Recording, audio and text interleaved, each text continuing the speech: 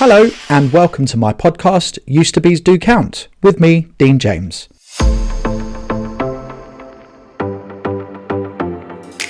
You're listening to episode number 4, I Used to Be an Alcoholic. In this episode, I speak with Paul Whittaker about his experience of becoming alcohol dependent and the detrimental effects it had on his life. In the afternoon, so about 2 or 3 o'clock, my hands would shake. And they'd say, "Why are your hands shaking, Paul?" And I'd say, "It's just nervous energy." I mean, I could feel myself getting sweaty and shaky. Paul speaks so openly about some of his mental health issues and how alcohol took complete control over his life. And what I realised was I was in a downward spiral of self-destruction. Physically, I couldn't wake up and not drink. It was literally the first thing I did. Eventually, I went down to 7 stone and my hair started to drop out at the back. Let's dive right in. Okay, so Paul, hello, welcome to Used to Be's Do Count with me, Dean James. Thank you so much for coming to do my podcast today. I really do appreciate you being here, giving your time to tell your story.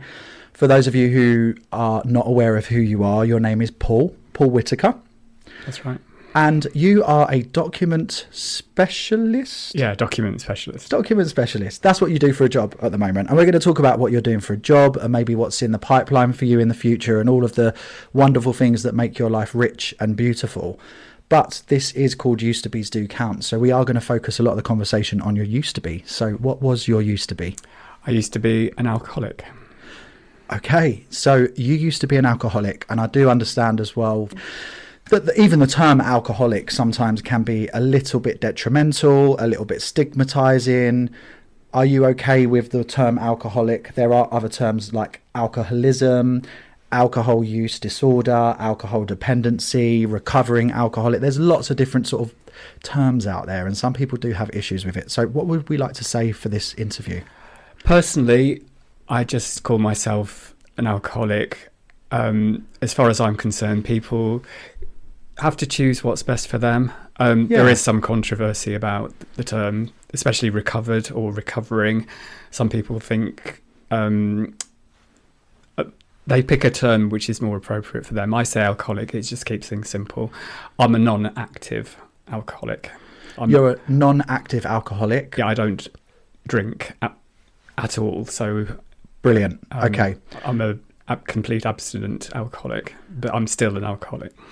Okay, and I know that alcohol dependency or alcohol dependent is quite a universal term as well. So I will flutter between being an alcoholic or a non-active alcoholic and alcohol dependent. I hope that you're okay with that. And yes, anyone listening, you know, I don't want to insult or offend anyone who's kind of going through this journey or has loved ones going through this journey. So just know that it's all coming from a good place. And, you know, terms and stuff do have stigma. I'm aware that I don't want to put that out there as a negative stigma, but you are alcohol dependent, or you were alcohol dependent, and like you said, you're a non-active alcoholic, which means that you're not drinking at all. That's right. What age were you and where were you in the world when you were an alcoholic? That would be when I was in my early 20s and I moved to London by myself to make a new life for myself. I started to drink every night. I thought that's what adults did. And I was determined to be a proper grown-up, so I started off with a bottle of wine every night, no exceptions. And shortly after that, that's when I began to discover that I drank differently to other people. Okay, so you were in your early 20s in London. I mean, really young adulthood, you know, still like quite young. But you moved to London alone, you said. So you were alone in London, and that's when the drinking started. So let's just go back a little bit before that. Where were you before you moved to London? I was living in the Midlands with my parents. My mum had gotten remarried when I was age 11, and we relocated to Coventry from Hinckley. And it was a fairly tempestuous time, without diving too much into it right now. And I had an occasional drink socially, but when I did drink then, I still drank a lot, and I always got drunk. So even in your teens? Before The first time I ever remember drinking alcohol, was about age 7 at a family party, and I got drunk. My cousins had spiked some punch. Okay, so you didn't willingly know at 7 years old that you were drinking alcohol, but you did drink alcohol and get drunk. I knew I liked it, and I knew I liked the effect of it. And at the time, it was funny, but a few family members were remarking on it to my mum. They said, "Your son is drunk." And as far as I knew, I didn't know what was happening, but I enjoyed it. Interesting. Okay. And you continue to drink, I think, as most people do as teenagers. Drinking and alcohol starts sort of coming into play for a lot of teenagers' lives. So did that start happening in your teenage years as well? Probably not as much as a lot of people, because I was quite introverted as a teenager. I didn't go out a lot socially, not to bars or clubs. I didn't do all of that until I moved away. It was more a case of being in the house on my own and raiding the sherry when my parents were out, and then topping it up with water. So the pattern of irregular behaviour, if you like, in hindsight, was there early on. Interesting. And then, do you know why now? Why at that age were you on your own in the house raiding the drinks cupboard? In retrospect, I can unpick all of my reasons for drinking. That behaviour was prevalent as a teenager. It was, yeah. And then leading up to your late teens, let's say, so leaving school, did you go to college? I did go to college, and occasionally there were social events which I went to, like a birthday party or when somebody moved away. And again, on those few occasions, I always got drunk.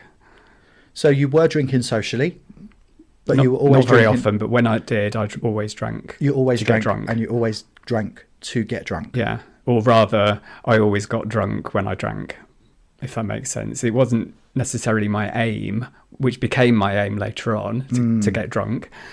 But in those days, it was more a case of I enjoyed it, but I just didn't have an off switch. Okay. And what made you move to London? Subconsciously, it was my sexuality. Again, all of this was in hindsight. It's something I've been unpicked over the years. But all I knew at the time was I wanted to get away. I wanted to make a fresh start. I wanted to be independent. I'd had a lot of trouble growing up, both before my mum remarried and then afterwards with my new family. And I just wanted to get away and be clean and do it by myself. And I made it quite clear to my parents. They offered to help me move, and I said, no, I'd rather do it by myself, and then you can come down and see me when I'm established. So I went down, while I was still at college, I went down, interviewed at agencies to secure temp work, got myself some accommodation sorted, and then just did it as soon as I finished college. Wow. Yeah. You were so young. I look back on it now and I think, God, I had some balls back then. Yeah. I was so confident and fearless. But there was something inside of me which needed to get away. And like I said, it was the fact that I knew I was gay from a very, very early age, but didn't know any gay people at all, didn't have any experience, no physical contact whatsoever. And when I moved to London, I just came screaming out of the closet as soon as I could, as soon as I found out there was a place for me, and there were many places to go, which was a complete surprise. Yeah, and London, I think, what were we talking? What kind of year were we talking? This was 1988. So this was the late 80s. Yeah. So I just want to put that in context, because people will be listening, I think, from all generations, but there might be some people who do remember London and their experience in London, 88, 89, coming into the 90s. It was a particular kind of time. It was an amazing time. It was so different. I mean, the world has come on in different ways now, but back then it was a lot of fun, but it was crazy as well. The late 80s, the 90s, we were coming out of the AIDS epidemic, the panic, things had started to settle down. There was a lot of money about. I had no trouble finding work. I had a lot of money in my pocket to spend on going out. And that's what I did. That really does play into a certain lifestyle as well. I hear a lot of people talking about the late 80s and early 90s where there was money to earn. There was an abundance of opportunity.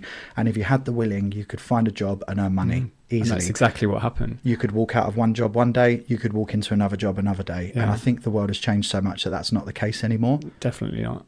But then when that feeds into a lifestyle outside of work of partying, being out, socializing, drinking, potentially drugs, then you've got money in your pocket to support that lifestyle. Mm-hmm. So one feeds into the other. It does. And it was very much as well that my work life, and a lot of people surrounded me, that work life and social life, the lines were blurred. Not like now, where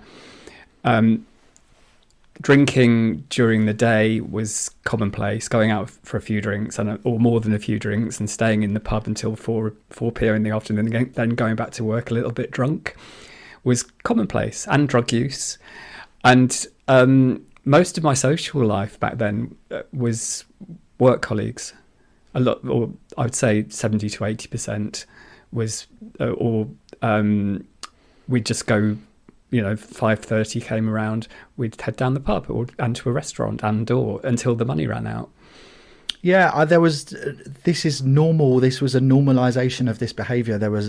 It still is an issue today of normalizing the behavior of drinking to that extent of getting drunk. And you said work and drinking sort of fed into one another because it's colleagues that you're with and you go back and drunk. Also colleagues of all ages. It wasn't just people my age, it was people older into their 40s and 50s doing it as well. Yeah, which completely makes it okay for the younger generation to do as well. You just sort of join the gang. And the whole behaviour, I mean, I know that everybody wasn't drinking like me. I knew that at the time. But certainly people were going out and partying like me to an extent. I was the one that was carrying on after people had finished. So let's get to that, because this definite lifestyle that was adopted in London, with a little bit of a taste of alcohol before you got to London, like you said, you sort of tasted the alcohol and the effects of alcohol previously, and then in London this lifestyle took over. So when did it become a problem?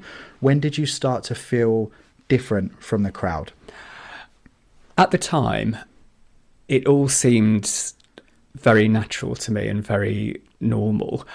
But I would say, I mean, again, looking back on it, I started to drink problematically in my third or fourth year of being in London. So 24, 25.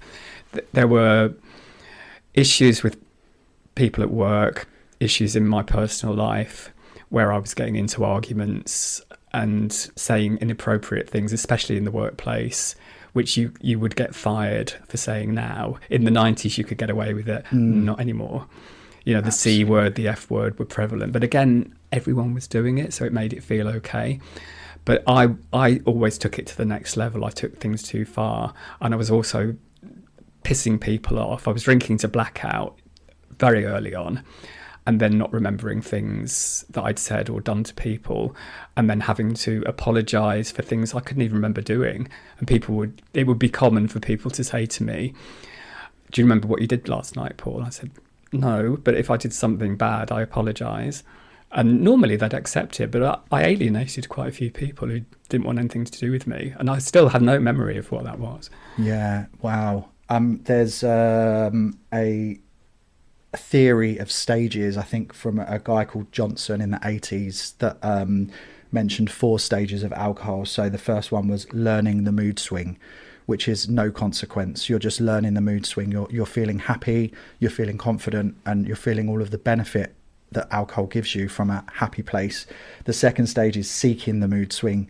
So your alcohol tolerance is kind of upped and you're looking to, create that mood again. The third stage is physical and social consequence. I think maybe what you're explaining is around 24, 25, you were starting to see the physical and social consequence of your drinking, your hangovers, blackouts, work problems, relationship issues. Would that be safe to say? I think it would, yeah. The fourth stage that he mentions is drinking to feel normal. So blocking negative feelings, which brings a risk of death. So it's the kind of most crucial, the most vital stage of alcohol dependency. So where did you go from all of these work issues that you were feeling from stage 3 into stage 4? Did you even get to stage 4? I mean, I'm assuming I'm saying stage 4. Did you get to stage 4? Stage 4 was probably the most prevalent thing throughout my entire drinking career, because I would say from an early age, when my mum got remarried, a dark cloud came over me, and I felt like my life was changing for the worse, and it did. And you could say, well, I made that happen.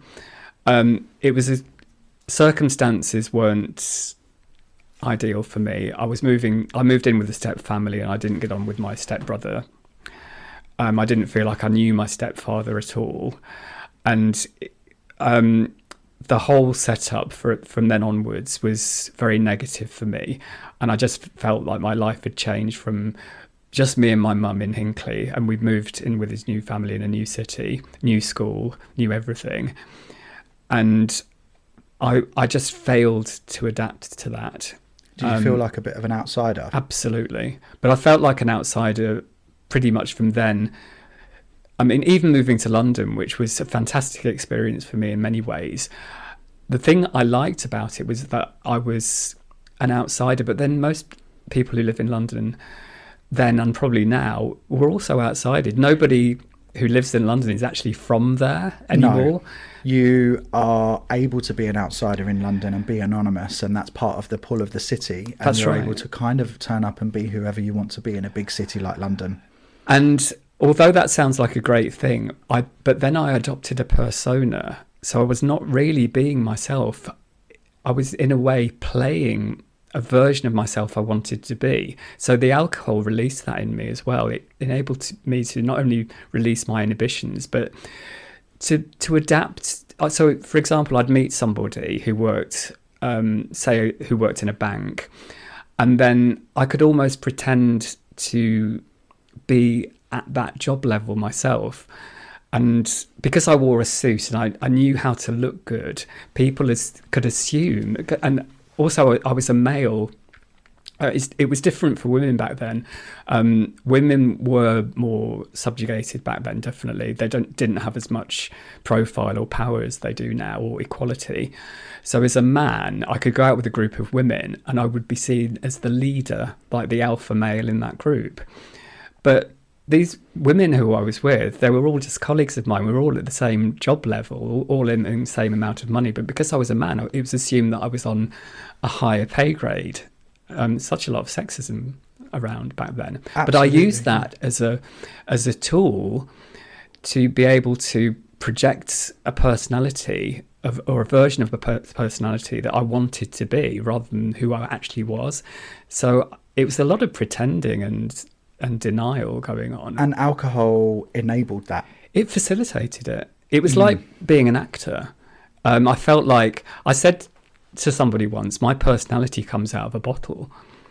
And I look back on that now and I think just how wrong that is. Yeah, absolutely. But at the time you don't know that that's wrong. I think there's this vicious cycle with that as well, isn't it? You know, this stage 3 of like chasing or chasing that kind of feeling again is where it becomes that vicious cycle, because you feel confident, you know, you feel like you can be that person that you want to be. It was about overcoming fears, and I didn't know how to overcome fears without alcohol, and therein lies the problem. Yeah, and alcohol does that. Fears, anxiety, social anxiety, and anxiety from within. You know, these are all environmental causes of why we turn to the bottle. But most people, and I say this kind of lightly because I don't really know, there is a bit of an alcohol issue on a daily. I think there's a lot of functioning alcoholics out there, I think, for sure. But most people don't get to the point where it becomes life-threatening, where it becomes that it actually takes over your life. And it did. I mean, by my mid-20s, it was my whole life. My whole life was built around... I was interested in my work. I loved my work. I loved my job. But the end game was to get to the end of the day and then hit the pub and then talk about work or talk about other things. And then at the weekends... Did you wake up drinking?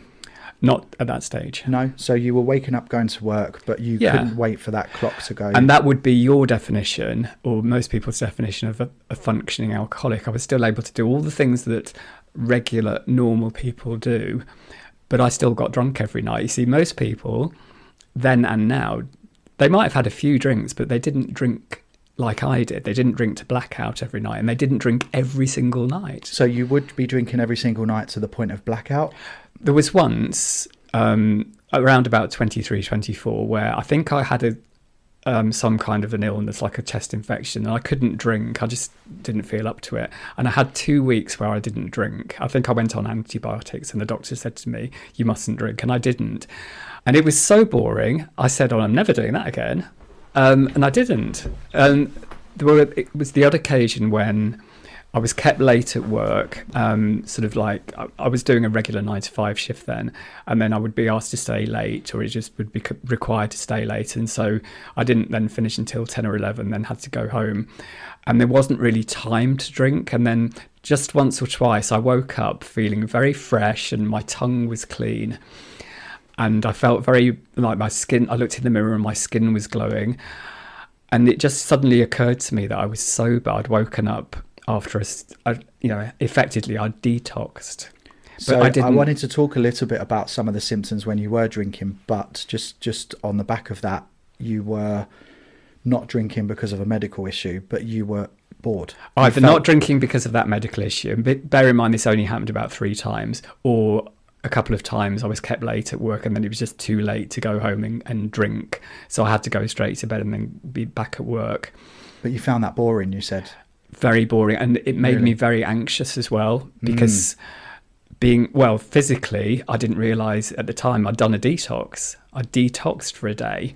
And that's all it took back in those days. And after you've been drinking, if you're... everyone feels this, I think, anyway, even if they're not an anxious person. But after you've been drinking, the feelings of anxiety heighten the next day. It's like one of the hangover symptoms. But if you're an anxious person anyway, and then on top of that, you're feeling hungover and the anxiety builds, this is... Yes. I wasn't... In my early 20s, I wasn't a particularly anxious person. I'd done all that. I'd moved to London, got myself work and accommodation. I was very confident. But because I'd started drinking every night from very early on, and when you do that, it has such an effect on the nervous system and the body. I was, in fact, alcohol dependent by that stage, very early on, because I was drinking every night. The body becomes dependent on alcohol. Now, so what kind of symptoms were you seeing? A few times, people would remark, semi-jokingly, that in the afternoon, say about 2 or 3 o'clock, my hands would shake. And they'd say, why are your hands shaking, Paul? And I'd say, it's just nervous energy. Now, I knew deep down that's what it definitely wasn't nervous energy, but I went into immediate denial. I mean, I could feel myself getting sweaty and shaky. I was always very hot. We worked in air-conditioned offices, really nice offices in Victoria at the time. I was always too hot. I couldn't wait to get out. It sort of got to about 4 or 5 o'clock, and then what I didn't acknowledge was my whole body was craving a fix of alcohol. It was like being a drug addict.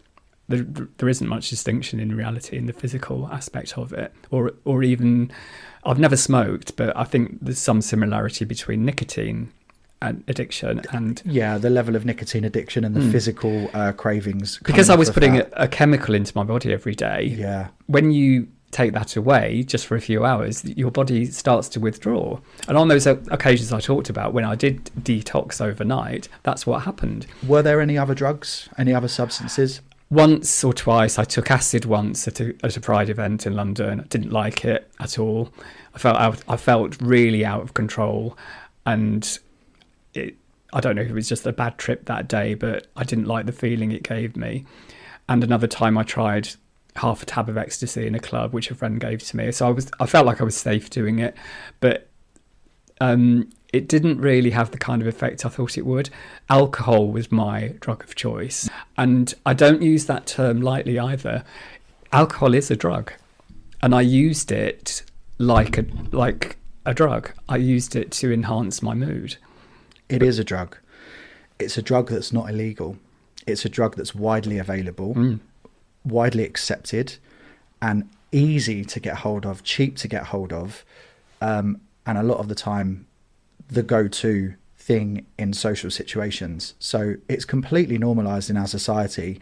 You've spoken a little bit about the environmental cause of that as well.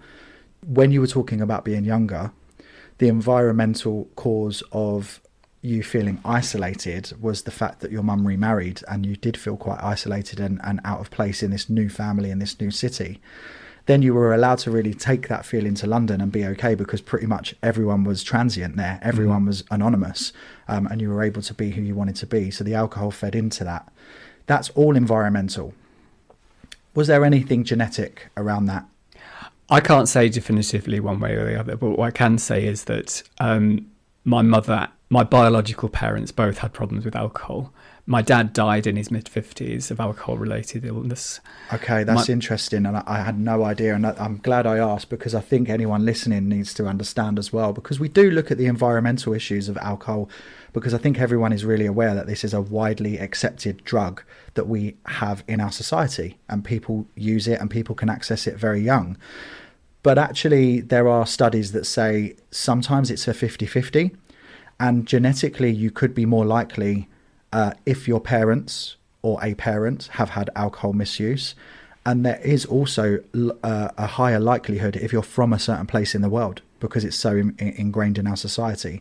So there is a genetic aspect to this as well. And it's interesting to say that both of your parents did have issues with alcohol as well. And one of my cousins.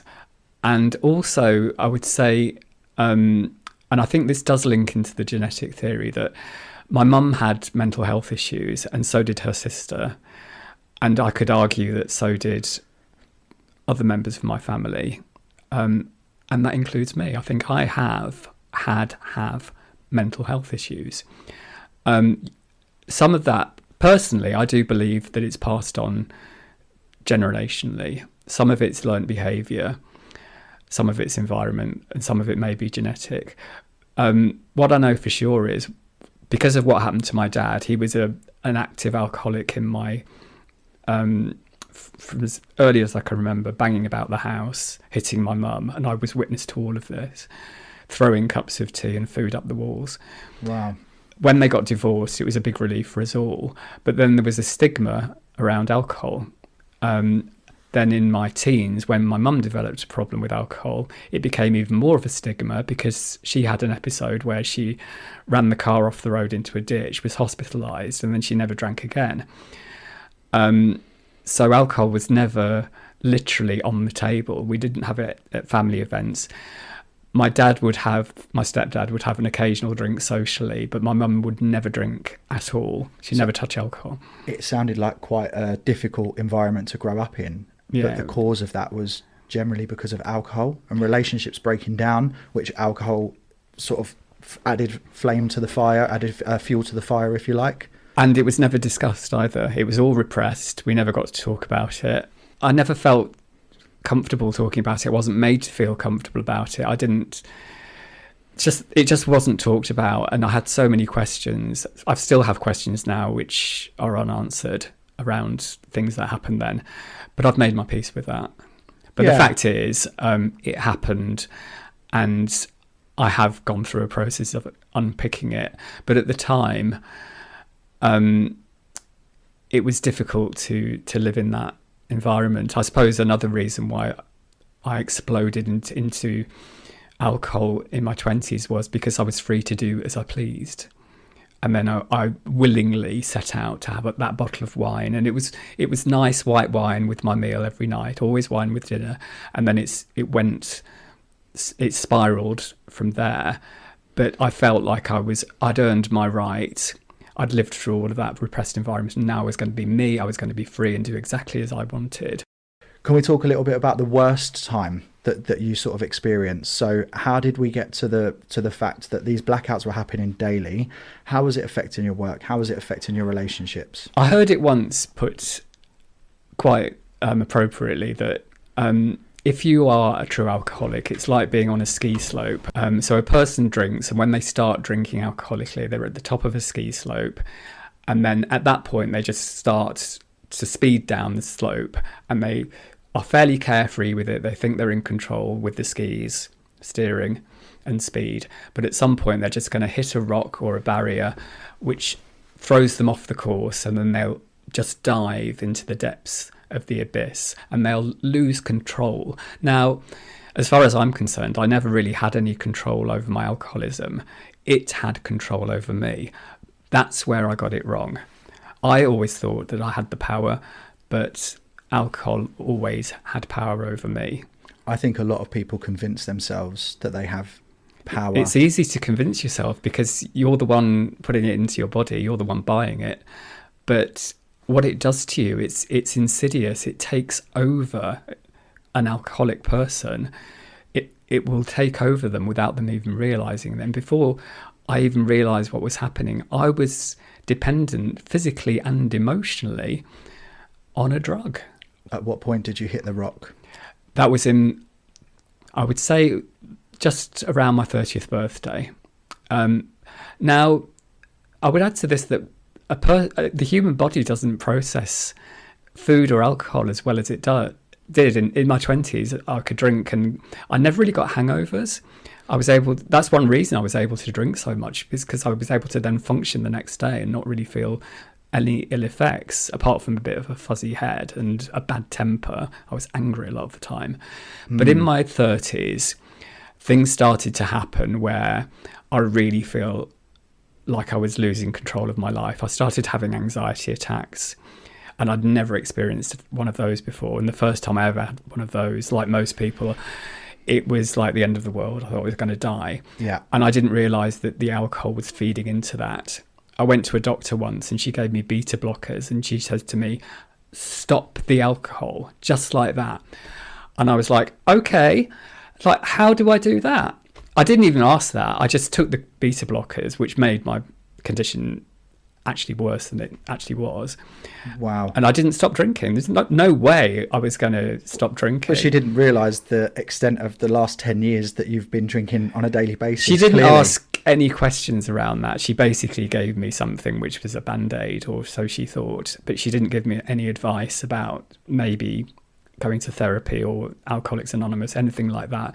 She just said, stop the alcohol, just like that. And it's like, well, try and get anybody to stop anything. It's like lose 5 stone. You know, how does a person, they need to be given proper advice. I'm not blaming her.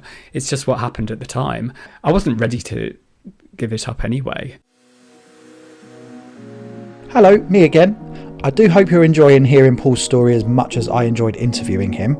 There's plenty more to come, believe me. I do just want to say at this point though, there are themes explored in this next section that do involve suicide, serious alcohol misuse and issues of mental health.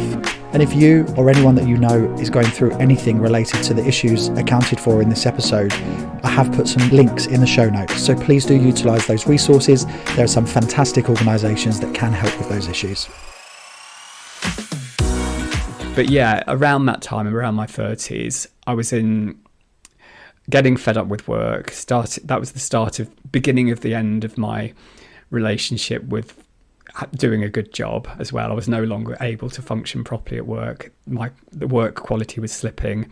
I was losing interest in it. I was getting into some toxic relationships with men, which weren't good for me, but I went along for the ride anyway. Again, I thought I was in control of all of this, but I wasn't really enjoying my life.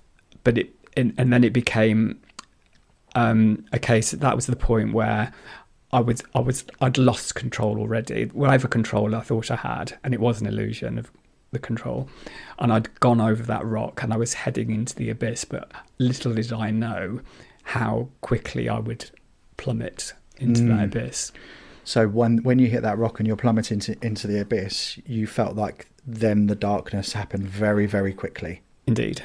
And all of the fun that I'd had in my 20s just disappeared. It wasn't fun anymore. And I was drinking to function. Do you think that's because of a realisation? Because when you describe what was happening, it sounds like things were unravelling for quite some time, but you were convincing yourself that whole time that you were in control.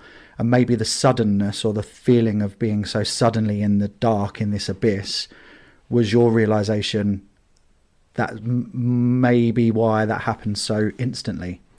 It was progressive, but it progressed quickly, as it does with most people who suffer from alcoholism. But I was failing to address any of the issues. I wasn't acknowledging what was going on, and I was just compiling problem upon problem, and I hadn't even addressed the problems which caused me to drink like that in the first place. No, the problems were just as you can imagine, compounding. It was just layer after layer after layer of crap upon crap upon crap. So But there's an issue, there's a problem that's causing you emotional trauma, physical trauma, and we put a plaster over that by drinking, and then that happens again and again and again and again. So all of these problems are compounding. But at some point, the alcohol then starts to generate problems all of their own, which overtakes everything else. And when I said, I mean, it's easy to see in hindsight, like most things, but what was the point of it all? Now I asked myself, what was the point? Why didn't I realise that how destructive I was being to myself? The fact is, I didn't care about myself. I didn't care about my physical or mental health. I didn't really want to be alive. Wow. Yeah. That dark cloud, which started in my early teens, was just getting blacker and blacker and blacker as time went on. And what I realised was I was in a downward spiral of self-destruction. Martin Amis once said that alcoholism is suicide by instalments. Absolutely, I've heard that before as well. And one of the slowest forms of suicide. Yeah, and it's also, I think I was very cowardly as well. I wanted to commit suicide, I think. And my way of doing that was by steadily degrading my mind and my body through alcohol. Eventually I did. I did try a couple of attempts with pills. They didn't work, obviously, because I'm sitting here. But I didn't have... goodness. I didn't have the... Oh, thank you. I didn't have the guts to throw myself off a building, because I thought, if I fail, then I'm going to end up as a disabled person, and then I won't be able to drink. So you had thought of it. You had those thoughts. Yeah, and you all thought the time, it through. all the but time. Alcohol was the slow burner, and it was the drug of choice. It was now you were fully addicted. And also, my sex life, I was very promiscuous in my 20s, and unprotected sex, because I didn't give a fuck, basically, whether I got STDs or AIDS or HIV.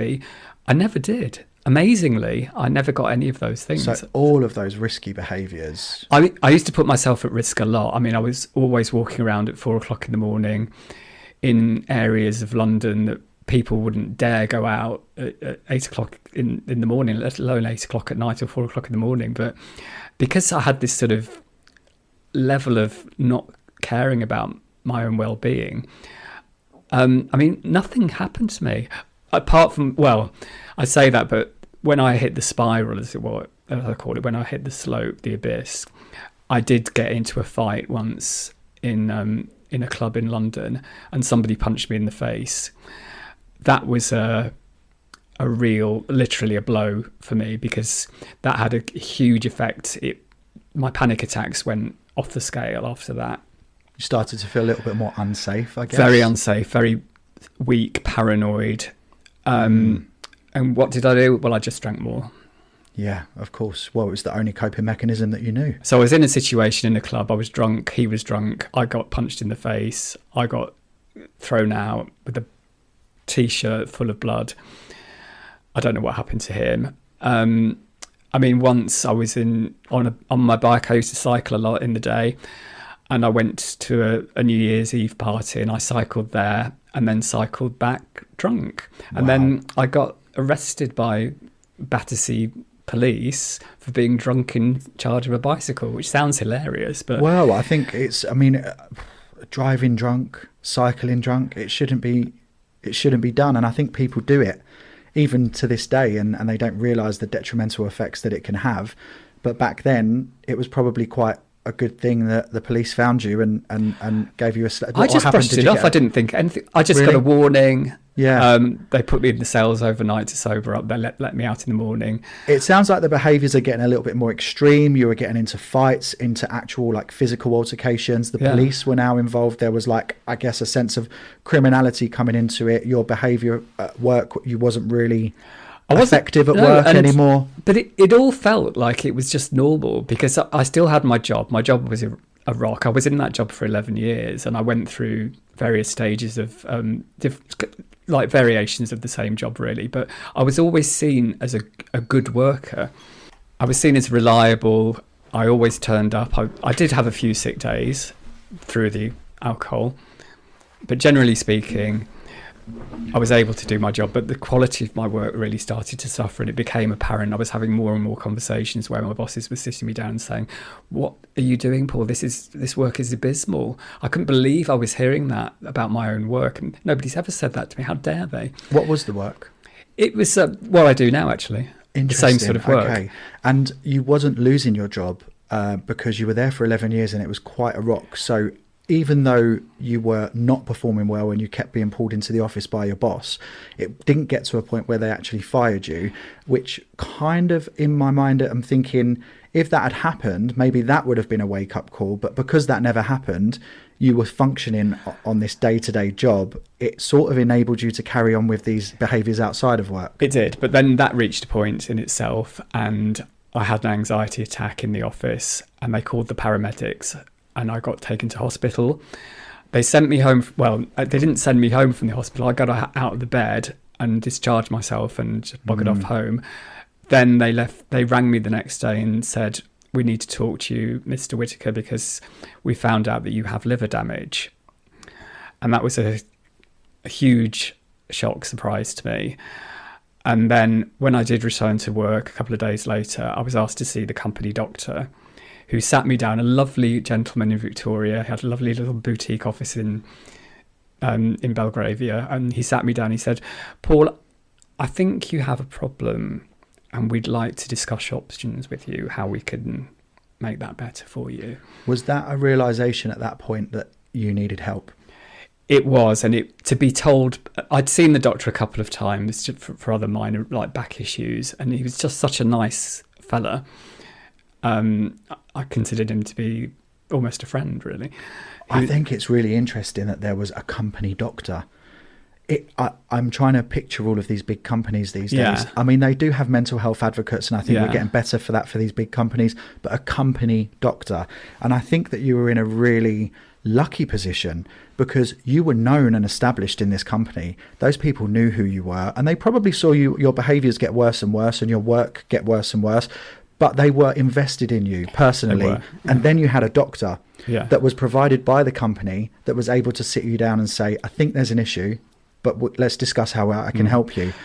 That was a lucky position to be in. I was incredibly fortunate, and they were so kind to me and so good. And like you said, they were invested. I'd been there for so long. I had a really good track record up to a point, and they realised. He also said to me that he's treated many other people above my level and above, managers, executives, who also had similar problems, and that made me feel better about it. But it was still a huge shock to be sat down with somebody who I knew and trusted, to be told in a very sober manner that he thought, and he was so kind, but he said, I think you have a problem. We'd like to discuss options. And those options were, would you like to go to a rehab facility, Paul? And I said, yeah, let's do it. I felt Really? It was like it was going to be a holiday camp. So your response to that was yes. It was an immediate yes. But not necessarily invested in the recovery. No, I didn't take it seriously, but I went along for the ride. At that point, I felt like it was almost like an out-of-body experience. I felt like I was looking at myself outside. So what happened in that rehab? How did that? Well, I was terrified because I knew I wouldn't be able to drink. So obviously, like a lot of people who go to rehab, I got drunk on the day, then took a taxi, turned up drunk, and then they detox you. And I don't remember the next few days because I was in detox. They were sticking me full of needles and drugs to get my body to detox. And you're supposed to spend 28 days. It's that 28 days thing. And I didn't quit. I checked out early, about a week early. It was coming close to Christmas, and I rang my mum and dad and said, "Can I come and spend Christmas with you?" And they were delighted. They knew what had happened. So we spent Christmas today. I've checked out the rehab. By the way, the rehab was great, but I didn't find it useful. And I was sent to an AA meeting during the rehab, 2 actually. And I found it was a weird experience for me. We all held hands at the end, and we did this thing called the Serenity Prayer. And I thought, well, this is a cult. Yeah. It's like Children of the Corn or something like yeah, that. Exactly. And how isolating if you're not fully in it and you're forced to hold hands with these strangers in a circle and But also at the facility, the facility catered for people with all sorts of addictions, like eating disorders, anorexia. The people who I was grouping with were treating alcoholism, but I couldn't relate to any of them or the people who were leading the courses at the time. But I wasn't. Did you go regularly? Well, it was part of the program, so it was every day, and I was an inpatient as well. Yeah, so you were staying there for 28 days. You were going for these sessions. Then they sent you to an AA meeting. Two AA meetings. But I didn't really identify with what was going on. I didn't think they were for me. So when you came out of that experience, did you just head straight back to the bottle? Not immediately. We had a sober Christmas. It was a nice Christmas, and then I came home, and I think I was trying to stay sober. I went back to my job, and it was business as usual. Nobody really said anything. I don't think a lot of people knew, or if they did know what had happened to me, they didn't ask. They didn't put any pressure on me. I just carried on. I felt very clean and neat and fresh, but bored stiff and very angry. And I was missing the alcohol. Really? Yeah. And they... So I feel like this is a bit of a withdrawal. It's been 10 years of consistent drinking. Physically, I was clean and fresh physically, but not emotionally. You were feeling angry. What were some of the other things that were happening emotionally? Unresolved, a lot of unresolved emotion that I just did not know how to process. Your body being clean was forcing you to mentally, my mind was active and clear, but it was also things. They say in AA that there's good news and there's bad news. You get your feelings back. And you get your feelings back. And boy, did I get those feelings back. Feelings I wasn't prepared to deal with or didn't know how to deal with. There's good news and there's bad news. You get your feelings back. And you get your feelings back. Yeah. Absolutely. You've just been not approaching those feelings at all for the last 10 years. More than that, you're talking more like 20 years worth of feelings. So I was 31 by this point. So really from age 11... onwards, I had that dark cloud, and the dark cloud was still there, you see, and I was doing nothing about it. So all that had changed was the alcohol had been removed, but all the problems hadn't. They were still there and they were untreated. So what I had, in fact, was what's called a dry drunk. I was a dry drunk because I had... a dry drunk means untreated alcoholism. So I was still suffering from the effects of alcoholism without the actual alcohol, which is the thing that I thought would make me feel better. Obviously caused a lot of problems. See, this is really interesting because it's not a term that I've even heard before. A dry drunk. Yeah. A drunk person that's had no treatment or... It's a person that I drank on my feelings like a lot of people do, but I still had the feelings. So the feelings... is what you can say is my alcoholism. It's a mental illness, it's a disease, a mental disease, whatever term you want to use, but it's part of my inability to deal with emotions or process emotions, and those were the things which caused me to drink in the first place. In that period when I didn't drink and I was back at work, all I could think about was alcohol. And how long did that last?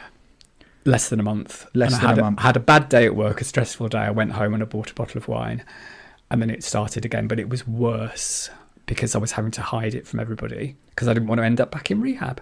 Okay. And I didn't want to jeopardise my job. So the cycle started again, but it entered a whole new level. Now it was secretive. Now there was shame around it and shame attached to it. So how did that rear its ugly head?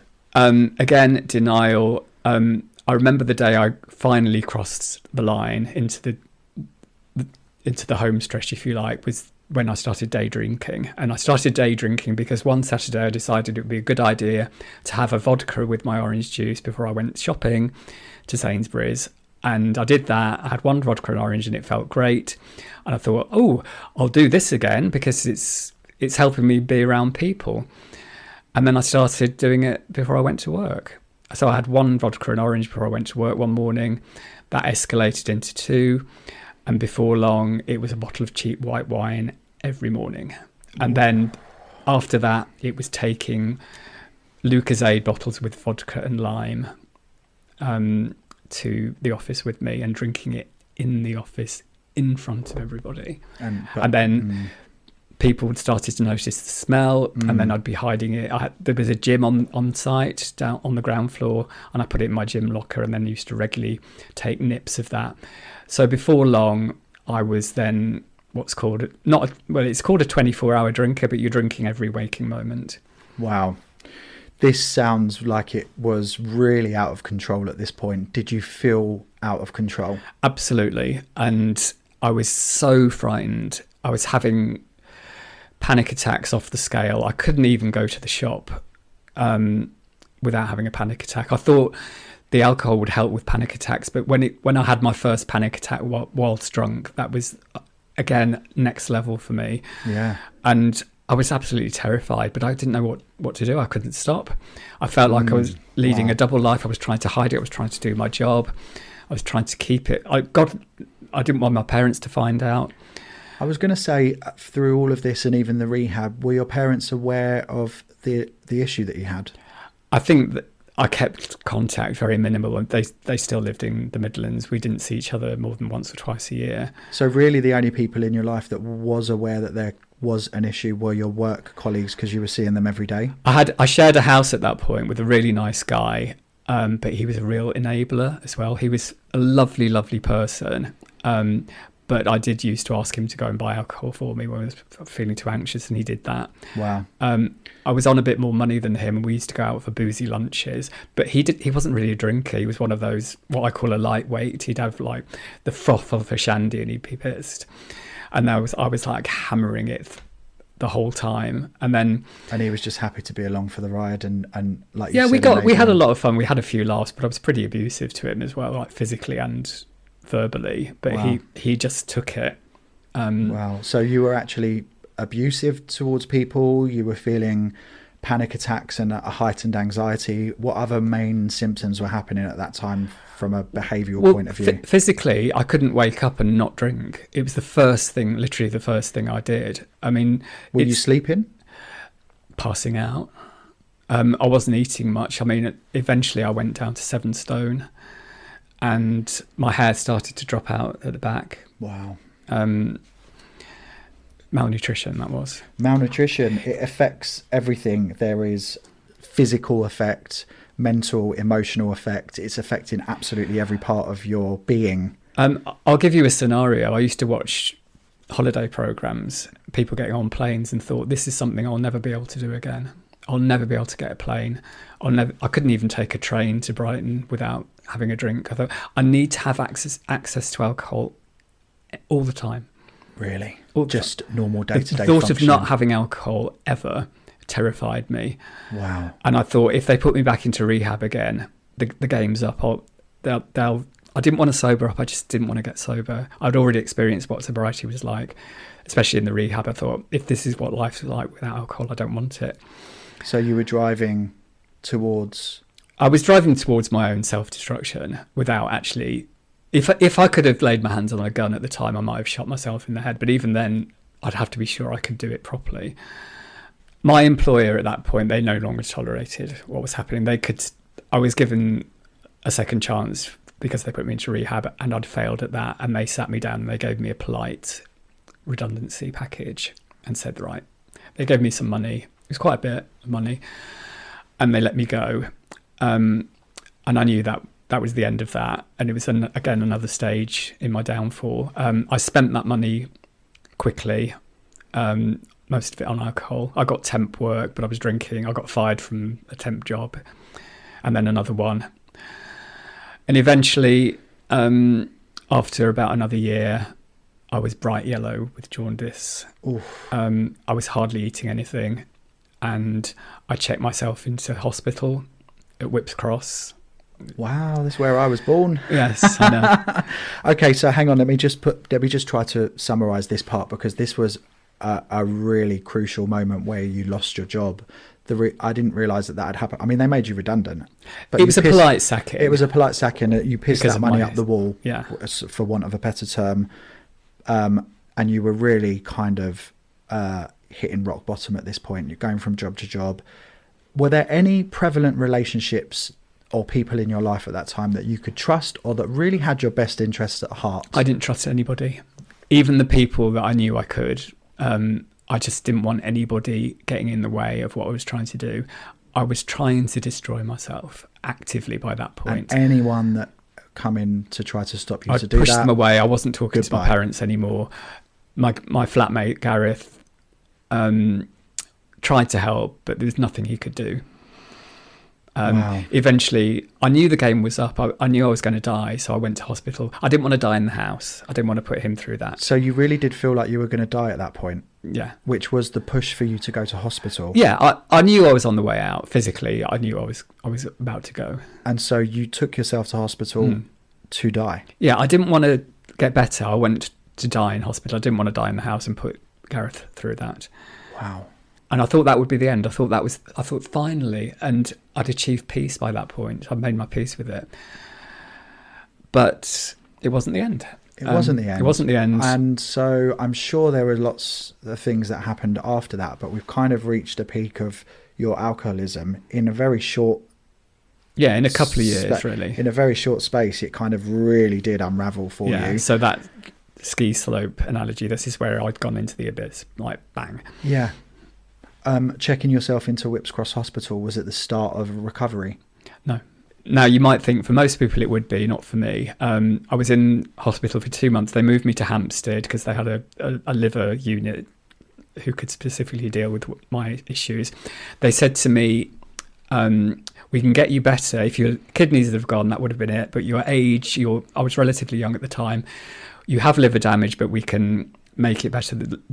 You will have scar tissue on your liver. You must never drink again, else you will die.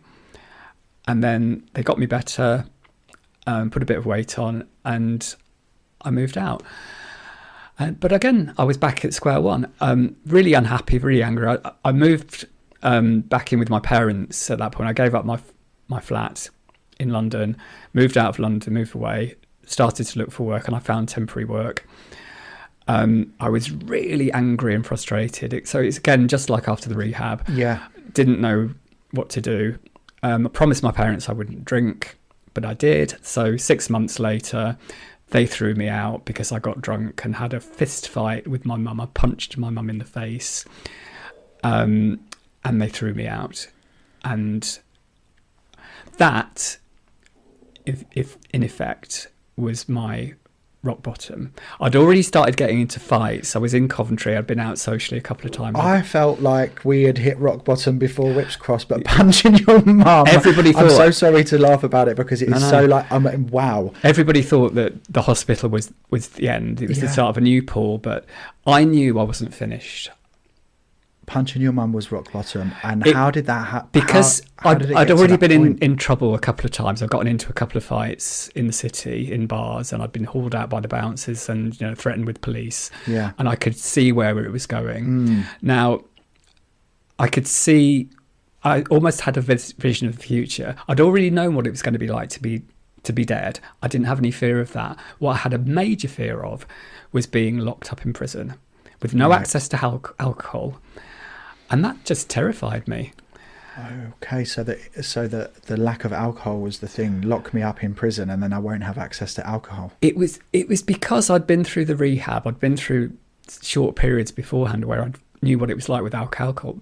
But to be forced into that institution where I was literally locked away, and the thought of the boredom and the frustration, the anger, I just couldn't handle it. I would rather at that point have committed suicide properly. So the rock bottom part, where did you start to actually receive help? I mean, it sounds like they were patching up physically what you were coping with, but like you said, when you came out and you felt that anger again, there was no emotional support, there was no emotional patching up. You wasn't able to get that help. When did you start getting that help for the emotional aspect? Well, my parents had tried and they sent me to counselling, which didn't help at all. The counsellor, I projected another personality to the counsellor. I told him what he wanted to hear and he let me go. But nobody knew. I mean, my mum sat me down once. She said, "Paul, you've given up drinking. Why aren't you happy?" I said, "Because all I want to do is drink." And she didn't understand it. I could see the look on her face. They really wanted to help and they thought they were doing the right thing. But they were doing the best that they could, but they weren't giving me what I needed. I needed to change. I was living in lodgings at the time, and the lady I was living with, the landlady, was a really nice woman. She worked in a care home, and she offered to take me to the GP. She took me to a GP. They gave me some medication to wean me off the effects of alcohol, which I already knew how to do by myself. But they suggested maybe I go to AA. So I went by myself. I left it a week. I was sober, and I went to an AA meeting, and that was the start of my recovery. I found the second time round in AA wasn't like the time in rehab, because I was different. I was ready to hear a message, because I knew I was finished. Another phrase that they have in AA is, or to describe alcoholism, is you either get locked up, covered up, or sobered up. I said, I'm going to give myself 6 months, and if things don't change in 6 months for the better, I'm going to kill myself properly and do it once and for all. And I'm serious about that. No word of a lie. You really gave yourself an ultimatum. Yeah, 6 months to get clean. Now, it took less than 6 weeks for that thought to disappear from my head completely. Can we just pause there, because there could be people listening that might need to hear that. You gave yourself 6 months, and you said, if I'm not clean in 6 months, I'm definitely going to kill myself. You were really at that rock bottom place. That was my spiritual rock bottom. But it took 6 weeks for that thought to dissipate completely. Or less, yeah. Through AA. What happened was, I opened myself to possibilities, and I gave myself a chance at life. So I chose to give myself an opportunity and to see if I could change. How often were you going to AA? 3 times a week. How long did that last? Oh, I actually, I went consistently for about 12 years. Excellent. Not always as often as that, and sometimes more often. I spent a lot of time around people in AA. I became friends with people in AA. Now, what AA taught me was, it gave me tools called the 12 steps. It's a 12-step program, which is a way of unpicking your life. It's about surrendering to the fact that I was an alcoholic, making my peace with the fact, which I'd done before I even went to that first meeting. I knew I'd finish with alcohol because it wasn't working. Nothing was working anymore. I didn't have a fear of death. I had a fear of being in prison. So my only other alternative was to try and get sobered up and try and make a success of a sober life. That's the part that scared me the most, because I didn't know how to do that. Absolutely. It was the bit that you've never, ever experienced before. But the AA allowed you to focus on the emotional aspect of what you needed to focus on as well. So it wasn't really about lessons about being an alcoholic and how to stay off the booze. It was also going through all of those emotional traumas and trying to deal with those as well. Is that right to say? Yes, uncovering who I truly was and trying to find out the reasons I drank in the first place, and then working out what to do next, how to change. And I had to change everything. AA is a global organisation, and it is so accessible, but in order for you to access it, you need to have changed something in your brain. So you're talking about this big change of going, you know what, I really need to give this a go to actually stop the booze. And it worked. It actually worked, because you're sitting here now talking about it, so it worked. Do you still go to AA? No, I stopped gradually after about 12 years. Circumstances changed. I moved. I changed work shifts, which made it more difficult to go to meetings. There was an active part of me which sort of felt that it wasn't as useful as it once was as well. But which is a good thing, I guess, if it's done its job and it comes full circle. And I guess if you're coping without it, then surely it's done its job. It's a good thing. That's a great thing. AA was great for me, and I would go back again if I felt I needed to. It gave me access to the 12 steps. The 12 steps is what got me sober and still keeps me sober today. Okay. That method of working out what made me drink, what I can do to change it, and how to maintain my sobriety is what's kept me sober up until this point. Wonderful. It's tried and tested, and it clearly works, and it's music to my ears, because I've heard about what the 12 steps are, but I've never been to AA to experience exactly what they are. So it works, and it's great. How is it working for you now in life? Are you always referring back to that method to keep you sober? Yes, I am. The principles are very simple. By the way, I just want to say I don't knock AA at all. It's not the only way to get sober, and some people go to AA for the rest of their lives. I chose gradually to phase it out of my life, and then thought maybe I didn't need it anymore, and up to this point I haven't. But like I said, I would go back if I felt the need to. But and it's incredible that it's there for you if you did need it. But there are other ways. There's other methods as well to the 12 steps. But I would say to anybody that's interested in trying to get sober is what I had to do was let myself believe that there was a possibility that I could live sober and live happy, live a contented life. That's the bit I didn't believe ever was possible. That's really interesting. You really need to believe. You just have to believe happy and content without alcohol. Even if you don't believe it, you have to believe that the possibility exists that it can happen. And that's what I gave myself. And so I was going to ask you actually, but I want to ask actually, what would you say if somebody's listening that's kind of tinkering on the sort of thought that maybe alcohol is becoming a problem in my life? What would you say to them? I sometimes think what would happen if I could go back and speak to my younger self. If I could, I would go back and say, Paul, why do you drink like you drink? And I would say, fuck off to my older self. And they'd say again, no, answer the question, Paul, why do you drink like you drink? And I would try and encourage my younger self to think about that, because I never did. To think about the why. Everyone else knew I was an alcoholic before I did. Everybody. I was the last person to know I was an alcoholic. It takes some real self-reflection, I guess, in a time of when that's the last thing you want to do. So if somebody is teetering on that, I would say, think about what you're doing. You've got one life, and it's relatively a short life. It is. Humans don't have a very long lifespan. It's what you do while you're here is very important, because you've only got, in my belief system, you've only got this one chance at this life. If you want to spend it like you're spending it, is that a life well lived or is it not? Now, if I asked that to my younger self, the only honest answer to that is no, it wasn't. I was wasting my time. I mean, I put you on the spot there, and thank you for saying that, because you could have said, well, I don't feel that I could give that advice, but you've been through quite a lot, and I think you are the perfect person to say that, and I think you said that in a really beautiful way. There'll be lots of people listening, and alcohol is so prevalent in our society that there are going to be functioning alcoholics. There are going to be people that don't think alcohol is a problem. There are going to be people that maybe alcohol is not serving their life anymore, and they might be flirting with sobriety. There might be people where alcohol is a serious problem right now and they're trying to come off of it. And there might be people in stages where they're tinkering. And the reason why I ask that is because potentially that's the case where you stop yourself from hitting that rock and going into the abyss, and maybe asking yourself that why could have done that back in the day in when that was happening. So hopefully maybe you saying that is going to help someone. And I really appreciate you saying that, because I did put you on the spot a little bit there. How have you changed your life since you were sober in a positive way? What kind of things are you doing on a day-to-day basis that inform your happiness and feeling of contentment without alcohol?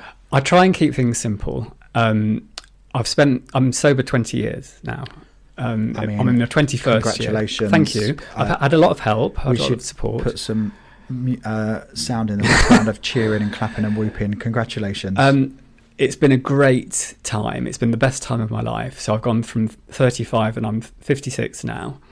I've had a wonderful 20 years, and it's been a journey of discovery and learning about what life is like, what life was like when I drank and what it's like now. It's completely different. I feel like a different person completely. Physically, I'm well. I enjoy very, very good health, and I've done a 180 with my health. I keep very fit and active. I eat well. I have a few treats now and again, and I love being physically fit. Great. I'd put a lot of effort into my mental health as well. I think it's all tied in: mental health, physical health, and spiritual health. I said, I keep it all informs one another. We should be always working and thinking holistically. We've got one vessel to get us through this life, which is our body, but inside that body is spirit and mind and emotion, and it all one feeds into the other all the time. You cannot work on one thing without working on another thing as well. I agree. Yeah. And like I said, I keep it simple. I've been through a process of cutting out what I consider to be toxic influences in my life, and that can be people, food. I stopped watching broadcast television years ago because I couldn't bear all the reality TV and the ads.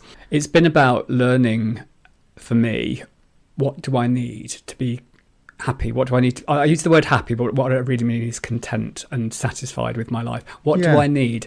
Now, I've learned to distinguish the difference between sometimes what a person wants and what they need aren't the same thing. You might think you want this to be happy, but in fact what you need is this.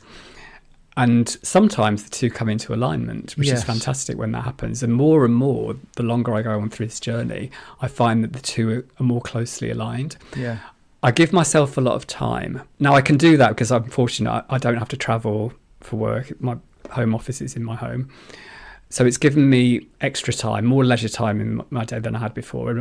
But I learned how to put that to good use straight away. I didn't think, an extra 3 hours to watch movies, which sometimes I do. But it's also given me the opportunity to relax, which is something I never used to be able to do. Yeah, you just said something there that you just give yourself time. Yeah. You're patient with yourself. You give yourself time, and I think that is so important. More and more so these days. I mean, sometimes I feel like a bit of an outsider now because I don't really use social media, and I hear about it and I think, it sounds interesting, but not really for me. And it does seem to me, I mean, when I was working in offices, the whole day seemed to be just like on overdrive until I got home and then be like, breathe. And now I'm at home all the time and it just feels like the breathing is happening a lot more. And I don't feel as exposed to all the craziness, as I call it, anymore. But also I've chosen to opt out of a lot of that. It's been by choice. So you're happy and you're in your safe space at home, and you've found a balance between work and other enjoyment in your home, watching Netflix, exercising, doing all of that stuff, keeping a healthy lifestyle. What else are you doing hobby wise outside of that environment? I've got what I consider to be a good social life. I'm part of a walking group. I'm really enjoying that. I do get out into the countryside as often as I can. I moved house. I bought my first ever house 8 years ago, which has been fantastic. It's close to open spaces and countryside. Amazing. I don't have to drive to get anywhere and just walk out into open fields, which is fantastic. I've got a partner now who we've been together for about 2.5 years. He is the nicest person I've ever met. He's just so kind. Yeah. I've never felt as understood by another human being. He's really taken the time to get to know me. That's lovely. It's the most romantic relationship I've ever had. I've always wanted a romantic relationship. I've always wanted like the Jennifer Aniston go on dates type rom-com scenario, and that's what I've got. It took me Paul, that sounds incredible. It took me so long. I internet dated and I physically dated for many, many years. This is when I got sober. I had to learn to do all of that sober. I had to learn to go on dates, go on job interviews, have sex sober. It was all new to me. And I set myself goals and I've pushed myself out of my comfort zone many, many times. Been on a lot of dates, kissed a lot of frogs to meet my prince. So I feel like I've paid my dues, and I gave myself again a lot of space at the end of my internet dating career, as it was. I said to myself, right, I'm just going to do it my way now. It's dates only, it's coffee only, and I got no interest.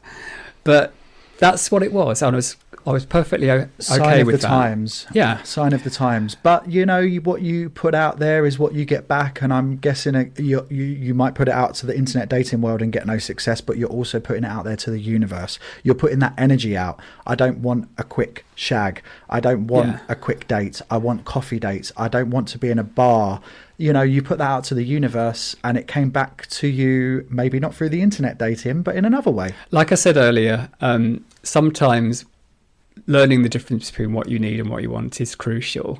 I didn't need to be dating. I didn't need to be having sex constantly. I needed somebody who was was good at conversation, who enjoyed the outdoors. I needed somebody who was polite and considerate and generous and kind, and who could listen and also could hold a conversation. I got all of those things in spades. Oh, amazing. You have been a real big success story. So your work at the moment is from home, which is keeping you really happy, but your work, you mentioned you went back into what you were doing before. That's right, yeah. So just explain a little bit about your job and what you do, just to it's a help me legal understand. support role. So I work for a big law firm, and they generate documents, spreadsheets, presentation, Word documents, and it's my job to make sure they're in house style branding and formatted correctly. It's interesting and varied. I have sort of come full circle with the job because it's what I used to do in London. Only now, without blowing my own trumpet, I feel like I've gotten really good at it. Amazing. You're thriving at that. And then you've got this, you're by nature, you're outdoors walking, enjoying nature, and you've got a good social life, and you've got a good You are an amazing success story, and you've come full circle. And for the conversation that we had, maybe if I'm looking at my watch, around 20 to 30 minutes ago, where you were in a black hole and you were talking about actually being physically abusive to your housemate and in the end your mum, what a transformation. The darkness that was there, do you know, it's still there. It's still there, but it's minimised in the background. I'm aware of it, but I think that's the part of it's part of being human, is we've got our light and our dark side, but the dark side no longer overshadows everything. I literally I live in the light today. You live in the light and you accept the dark side of yourself, but you say, not today, Satan. Yeah, always a work in progress. I've never got anything cracked, and I can't stress this enough. I'm not sitting here on the high horse saying this is the way. No, and you're not at all. No. But life is a journey, and so my sobriety today, I mean, I haven't touched a drink in over 20 years, but it was never about the drink. I don't feel like I'm battling staying sober. It hasn't felt like a battle from day one. I surrendered back 20 years ago. I said, that's it with alcohol. Alcohol has power over me and always have power over me. I know it exists, but it's no more real to me or relevant to me than drinking a pint of bleach. I wouldn't do that. I wouldn't drink an alcoholic drink. What I'm talking about is emotional sobriety. Yes. I feel like I've come along on that journey. Yes. That I'm more evolved emotionally than I used to be. I have the tools, and I use the tools I have today to deal with problems, with challenges. And life will always give a person challenges. It doesn't matter who you are, how much money you have, how famous you'll be. I mean, when I got sober, I got the keys to the kingdom. You have to figure out what you need to not only survive in this life, but to survive happy. Part of my daily program, if you like, is to evaluate the day and figure out what I did, what could I have done better, but also to be grateful, to make a mental gratitude list. I've done that every day for 20 years. Wonderful. Gratitude is everything. Is there anything else that you want to say and add for your story?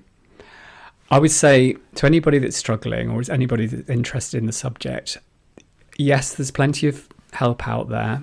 There is people who are willing to listen. But it has to come from you. Only you can decide what you want.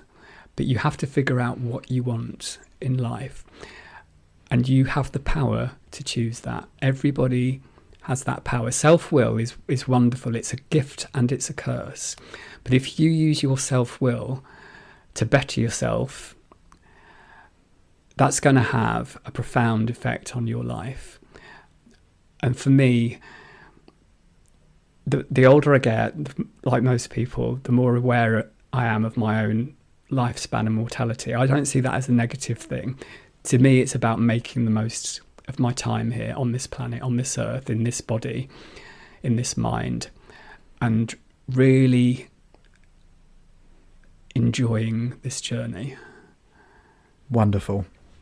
Paul, thank you so much. You've been uncandidly honest about your experience and about some of the darkest times in your life, and it's helped me, even just listening to it, and I hope it helps at least just one other person and it would have been worth it. I hope so too. If, like you said, if it's just one person that can get something out of this, then that's the reason I'm doing this. Yeah.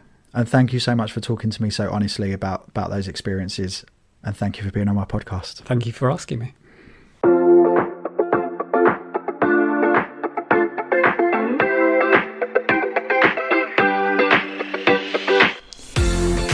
Wow. What was so apparent to me was how Paul just opened the floodgates. What an interesting life, what an interesting story. And once he got into the swing of things, it all just came flooding out of him.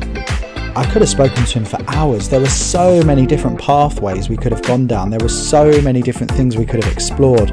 I was really trying to keep things concise and trying to keep things under an hour, which I failed to do because some of what he was saying was so important. It just had to stay in the podcast. We could have done another hour and a half, and this could have been a 3-hour episode because the guy is so interesting, but also so open and willing to share his story in order to help others. It was so apparent that all of this was just to help other people, and for that I truly appreciate you, Paul. I wish you all the very best in the future, and thank you once again for coming on and sharing your story. If you liked this episode, please don't forget to hit the subscribe button.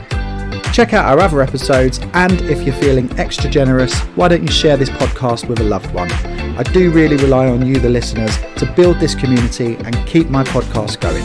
So get out there and share. Check out the website www.u2bdc.com for all of the episode links and the links to our socials, of course. Stay safe, and I'll see you soon for another episode.